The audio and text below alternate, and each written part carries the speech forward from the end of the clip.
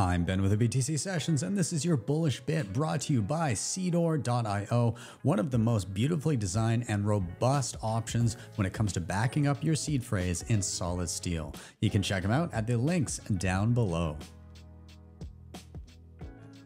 Even the people that don't understand will still benefit. And even beyond that, I firmly believe that while they won't reap all the benefits that the people that came before did, the very last person on the entire planet to adopt a Bitcoin standard will still be better off than when they weren't on a Bitcoin standard.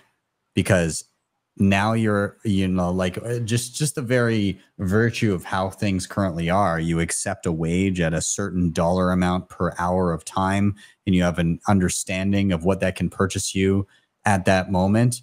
Well, I mean, inside of a year, that contract that you've signed is effectively moot, because the purchasing power that you had in your head no longer exists.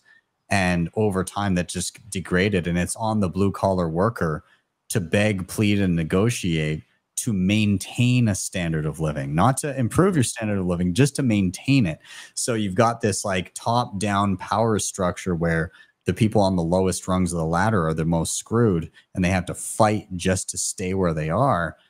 And on a Bitcoin standard, it's completely reversed. You say, this is how much, if you're getting paid in time, you're valuing your time in sats. Those purchasing power, purchasing power of those sats gradually, and let's go to a point where everybody's using Bitcoin, those sats over time will gradually increase in value, in purchasing power. And so, and so does human ingenuity and efficiency. So hopefully that stays relatively in lockstep. And so the employer sees it, okay, well, we've had some technology gains, we can make things quicker, you're employed here. And so that kind of keeps up with it.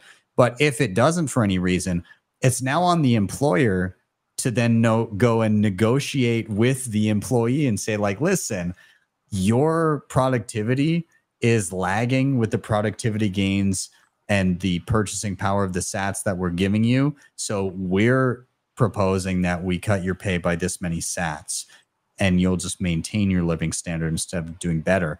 And the employer has to then weigh with that with, like, what are the chances this person's going to take a hike and go to another employer? And how much is that going to cost us in sats to replace the person with somebody new and train them?